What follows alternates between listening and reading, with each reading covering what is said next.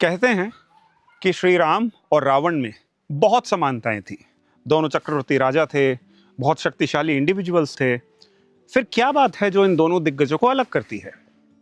और मेरे पास इसका जवाब है भाई। एक ने ऐसे भाई पाए जिन्होंने उनकी एब्सेंस में श्री राम का राज्य चरण पादुकाओं के सहारे चलाया, अपने आप को उनका प्रतिनिधि माना, अपने आप को उनका सेवक समझा। एक के पास ऐसे भाई थे जो कि सेवक भाव से थे, भलाई की उन्होंने सलाह दी, लेकिन उन्होंने उनको ही दुत्कार के मार के भगा दिया। भाई और भाई का ये प्यार, ये भाई और भाई का वैर, ये आज के समय में परिवार, कुटुंब, समाज, देश को या तो बनाता है या बिगाड़ता है।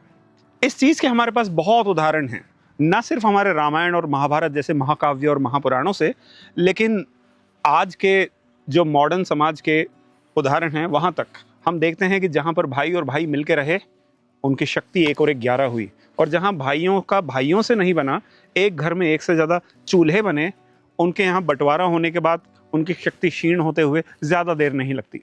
आज मैं जहाँ खड़ा हूँ वो आज से 400 साल पुराने कांखवाड़ी किले के मेन एंट्रेंस पे स्थित माता आसावरी का मंदिर है।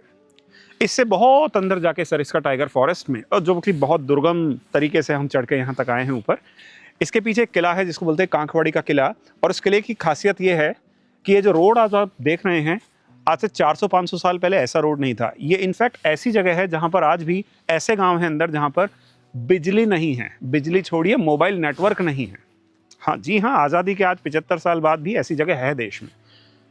इस जगह पर आज से 400 साल पहले औरंगजेब ने युद्ध जीतने के बाद अपने बड़े भाई दारा शिकोह को कैद करके यहाँ भेजा था, हाथियों से चढ़ा के वगैरह वगैरह।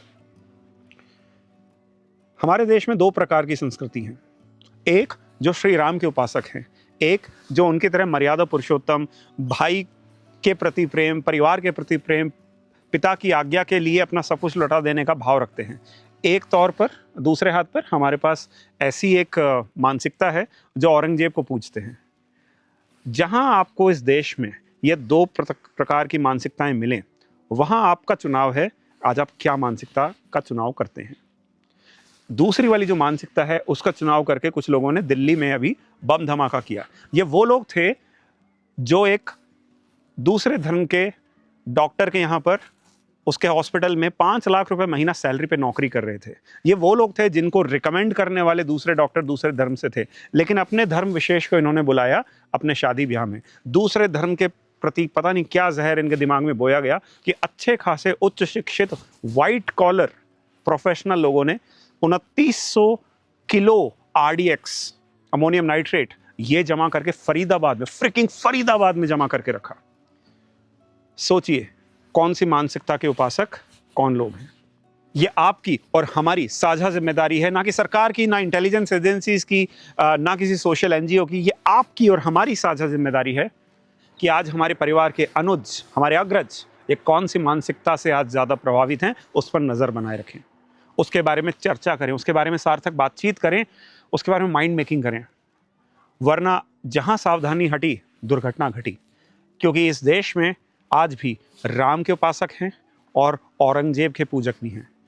आज मैं जिस गांव से जाकर आया हूं, हमारे कुछ खेत हैं, वहां पर हमारा एक परिवार है, पालती परिवार, हमारे किसान जिनको हमने कॉन्ट्रैक्चुअल फार्मिंग के लिए वहां पर ज़मीनें अलॉट की हुई हैं, उनके परिवार में आज एक वैमनस्य का हमें माहौल देखने को मिला। तो हमने सबको लेके एक साथ एक बार एक जगह बैठाया, उनके माँ बाप के साथ बैठ के कहा आओ साथ में मिलकर चाय पीते हैं। और उस चाय पे, चर्चा पे शायद महीनों की, सालों की जो कड़वाहट मन में थी, धीरे धीरे कुछ कम हुई। मैं नहीं कह सकता कि मन का वैमनस्य से दूर हुआ, लेकिन कम से कम एक परिवार साझा साथ में मिलकर बैठा। इससे उनके अनुजों को, उनके बच्चों को, उनके भतीजों को एक संदेश मिला। देखते हैं ये एक्सपेरिमेंट कितना सफल हुआ। आप किसके उपासक हैं, राम के या औरंगजेब के?